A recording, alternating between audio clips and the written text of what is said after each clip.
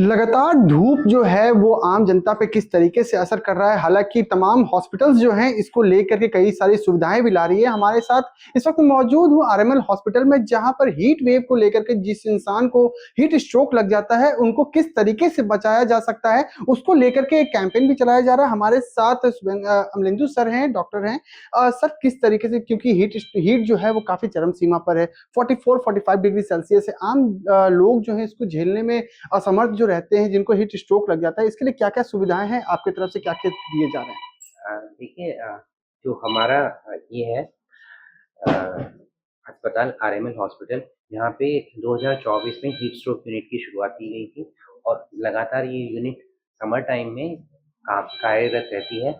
इसमें जो स्पेशल सुविधाएं हैं वो मैं आपको दिखाना चाहूँगा। जैसे आप इधर फोकस करेंगे, एक ये बाथ है जिसमें ये इसमें एक जो हीट स्ट्रोक का जो पेशेंट्स होता है उसको इसमें 1 से 5 डिग्री सेंटीग्रेड के तापमान पर पानी में आइस वाटर थेरेपी दी जाती है।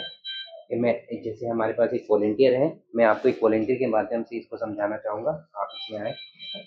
मोस्ट ऑफ द पेशेंट जो होते हैं वो हमारे हीट स्ट्रोक के पेशेंट होते हैं, वो अनकॉन्शियस आते हैं, वो बेहोश होते हैं।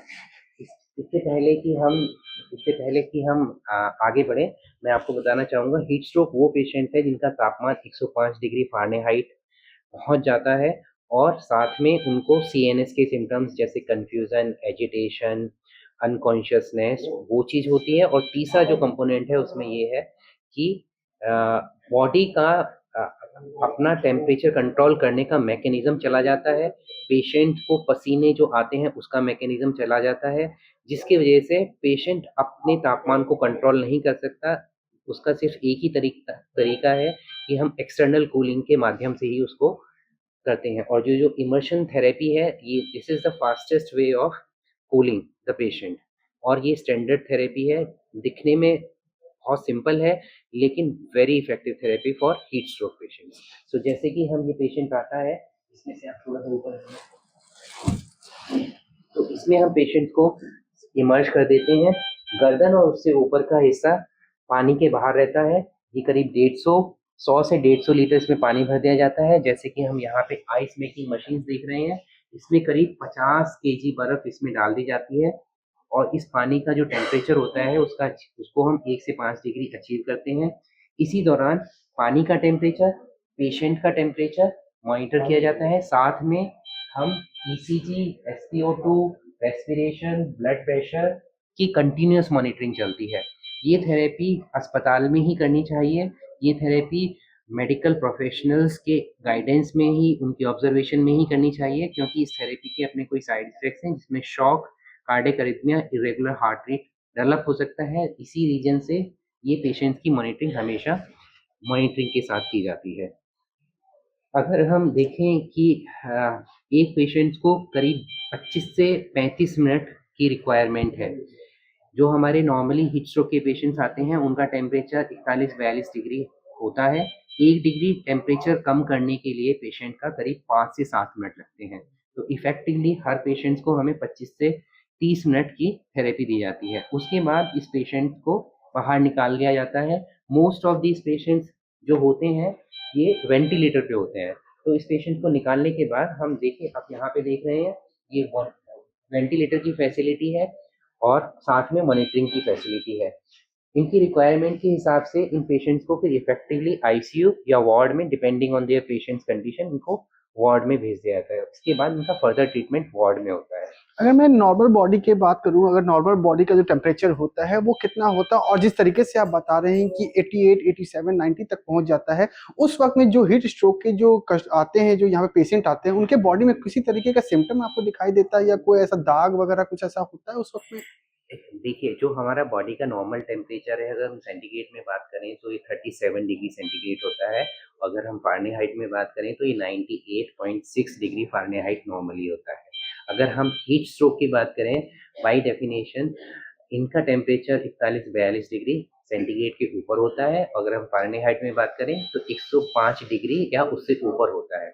जो हमारे प्रीवियसली पेशेंट्स कुछ आए हैं, हमने देखा उनका टेम्परेचर 105, 107, 108 और एक पेशेंट का तो टेम्परेचर 110 भी हमने रिकॉर्ड किया था 2024 में। इस थेरेपी में का ये थेरेपी इतनी इफेक्टिव है कि इस थेरेपी में स्टैंडर्ड मोर्टिलिटी जो है विदाउट दिस थेरेपी, अगर ये थेरेपी ना मिले तो 80% मौत हो सकती है। ये हमारे इसमें पॉइंट नंबर 8 में भी लिखा हुआ है। अगर ये थेरेपी मिल जाए तो यही मोर्टिलिटी 80% से लेके 10% तक आ जाती है, जो ग्लोबल स्टैंडर्ड है। हमारा जो 2024 का आंकड़ा है वो ये कहता है कि हमारी मोर्टिलिटी 27% थी, बट इस साल हम टारगेट कर रहे हैं कि हम इस मोर्टिलिटी को 10% या उससे भी कम लेकर आए। और इसी दिशा में हमने एक ऑगमेंटेशन प्लान किया है, जिसमें हमने इवन जो पेशेंट जब ये ट्रांसपोर्ट होते हैं तो इनको एम्बुलेंसेस में भी कूल करना, अर्लीस्ट कूलिंग करना इज सबसे effective therapy for these patients. तो हमने एक हीट स्ट्रोक का किट बनाया हुआ है, जिसमें एक पूरी दवाइयों की लिस्ट है जो उस पेशेंट को चाहिए होती है, वो इसके अंदर इसमें डाला भी हुआ है। और साथ में ये हम देखेंगे कि एक आइस बॉक्स है। आइस बॉक्स में इसमें 10 से 15 किलो आइस होती है और ये थेरेपी इमीडिएटली वहाँ पे शुरू कर देते हैं। साथ में फील्ड एरिया के लिए हमने, संदीप जी आप आएंगे जरा एक बार। साथ में फील्ड एरिया में अगर कोई हीट स्ट्रोक का हमें कोई पेशेंट मिलता है तो हम उसको क्या करते हैं, ये टाकोलिन टाको थेरेपी है। इसमें इसमें पेशेंट को इसी में पेशेंट को लिटा दिया जाता है।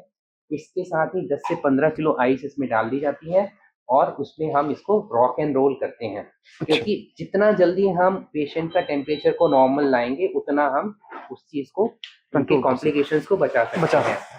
हीट स्ट्रोक में मल्टी ऑर्गन फेलियर होने के चांसेस बहुत ज़्यादा होते हैं, जिसमें किडनी का इन्वॉल्वमेंट, हार्ट का इन्वॉल्वमेंट, लंग का इन्वॉल्वमेंट, ब्रेन का इन्वॉल्वमेंट, साथ ही साथ हमारे ब्लड कोगुलेशन डिसऑर्डर्स DIC होने के भी चांसेस होते हैं।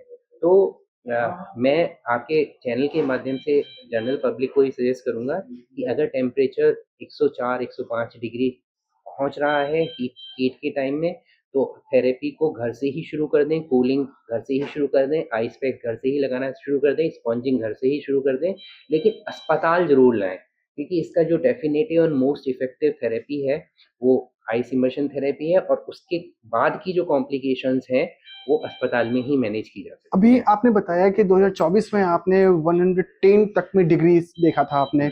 अगर मैं इस साल की अगर मैं बात करूं, अभी तो ये स्टार्ट हुआ है, अब तक में कितने पेशेंट आपके पास आ चुके हैं और कितने आंकड़े आपको दिखाई दे रहे हैं, मतलब कितने परसेंटेज अभी हैं? एज ऑफ नाउ आज तक हमारे इस साल हमें 2 पेशेंट्स आए थे। पहले का टेम्परेचर 106 डिग्री सेंटीग्रेड था और जो दूसरा पेशेंट आया था उसका 104 डिग्री सेंटीग्रेड था। दोनों ही पेशेंट्स ने रिकवरी दिखाई है। पहला पेशेंट अभी ICU में है, रिकवर हो रहा है, वेंटिलेटर पे है। दूसरा पेशेंट जो था वो भी वेंटिलेटर पे था, उसको हमने वेंटिलेटर से हटा दिया है, 1-2 दिन में उसकी छुट्टी हो जाए।